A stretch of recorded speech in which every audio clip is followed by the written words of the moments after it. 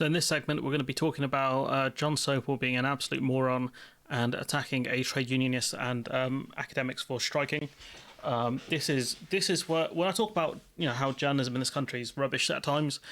This is what I'm talking about, and we'll kind of debunk some of his attacks and the techniques he uses in order to attack this trade unionist. And I would hope that if this man is meant to be fair, and meant to be a decent job, I want him to bring on vice chancellors of universities and other people and ask them why they're not being paid, why they're not paying their staff more.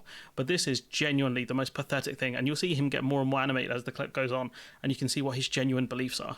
Very powerful and talking, and there was someone standing up in support of you. I should say that some of the reaction to that has been a lot less supportive.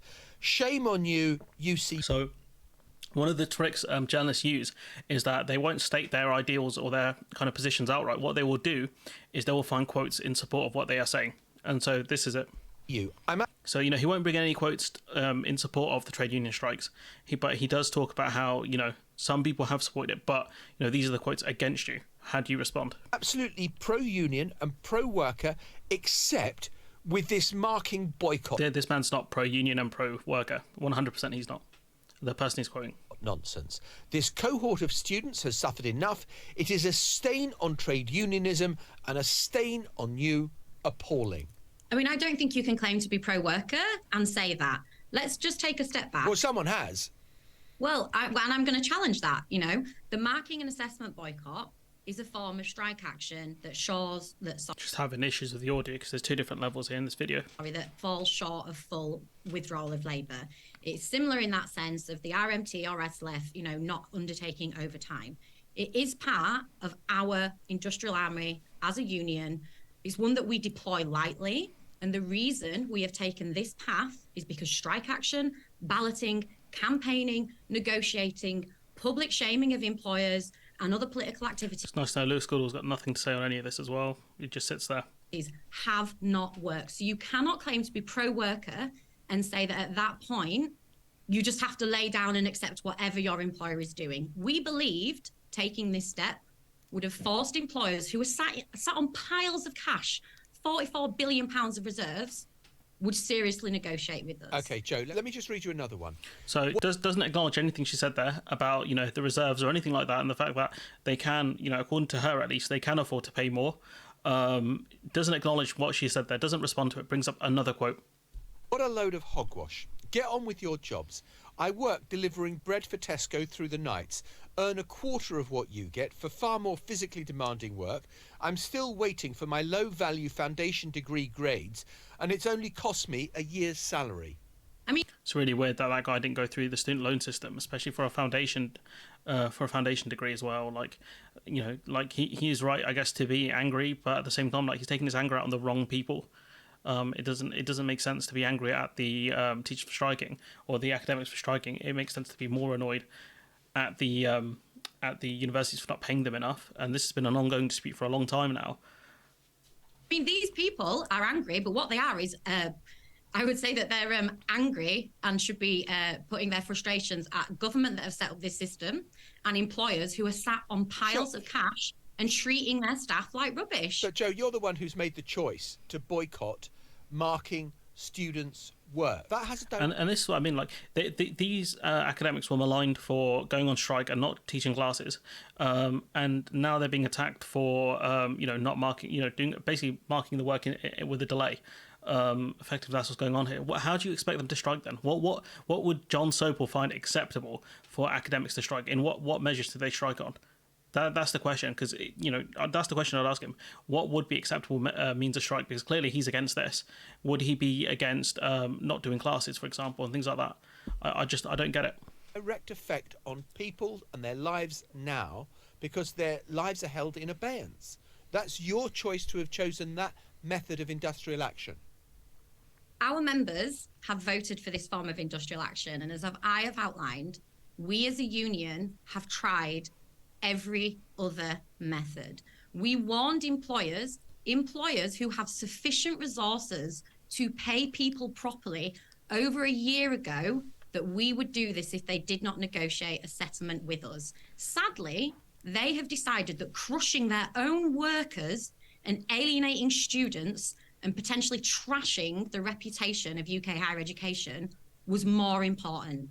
I don't disagree that if you are a student, you will find this deeply frustrating, but the answer cannot be expecting the staff that teach you, that support you, that offer you mental health services have to be further driven into the ground when there is a sector that can afford to pay people properly, can afford to put people on proper contracts, and is refusing to do so because crushing their staff right now and trying to punish the union is their supreme goal. Just listening to what you've said to us now. I mean, yeah, like I said, I hope the students can figure out what's going on here. Generally, some of the students can be quite bright and figure things out, but the arguments he's using here are just a bit embarrassing. I despair. I mean, there has been very little about the students' experience and what they're going through. And just to add to that, it's the academics that bring the value for universities. The universities bring the buildings and the infrastructure, sure. But at the end of the day, as we learned from COVID, these lecturers can teach from home. It's not ideal, but they can do it. So point being is, it's the lecturers, it's the academics that bring value to the universities. They should be absolutely paid, because it's not the vice chancellor who's bringing the value. He's not the one teaching the classes. No one's like such and such as vice chancellor, I want to go here. But for certain universities, if certain lecturers are there, certain classes are there, that's one of the reasons people go to these universities. But he's talking about the student experience here. Surely we should be focusing on the people who are refusing to pay their staff properly. But you can see Jon Sopel, classic kind of centre left, centre right guy attacking workers here. It's just tragic.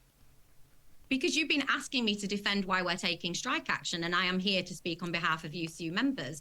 Nobody, would say that what students have been through, whether it's the pandemic or the last year, is good for students. Nobody, in our membership, we spend years building connections, relationships with students, making sure that they can do their research properly for their dissertations.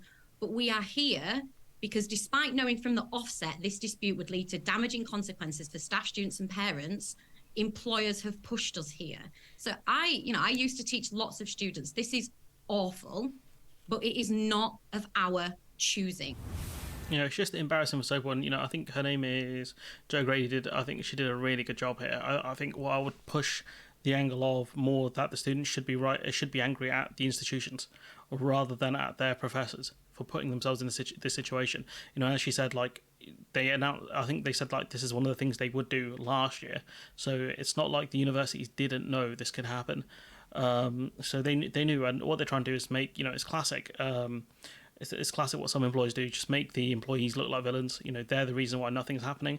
Do you remember Royal Mail was saying they would sink the company if they had to offer a pay rise or something like that? And it's effectively what they said is either you guys go back to work and accept what we give you, which is peanuts, or we liquidate the company and you're all unemployed. This is the kind of level certain companies will go to. But for them to make these kind of attacks, it's just pathetic, in my opinion. And for kind of these journalists to push the kind of conversations of, and I don't want to go into kind of Marxist language here, of the employers, is just nonsense, absolute nonsense. This is what journalism looks like in this country. Maybe it's an LBC thing because they try and push this kind of adversarial journalism when they don't use it correctly anyways, and they look stupid. Goodall's been a victim of that in the past. I called him out on it a couple of times. But I just found this segment absolutely incredible, and they put it out on their Twitter feed as well, so I could cover it. So thanks for that, the news agents. Hopefully you don't copyright claim me, but your boy Sopel found lacking once again. I would nix him. I would nix him from this show, honestly. I'd just have Matlas and Goodall, who, both of them can get caught lacking on occasion, but not as much as Jon Sopel. Jon Sopel, I think he rarely puts out anything that's worth any sort of value.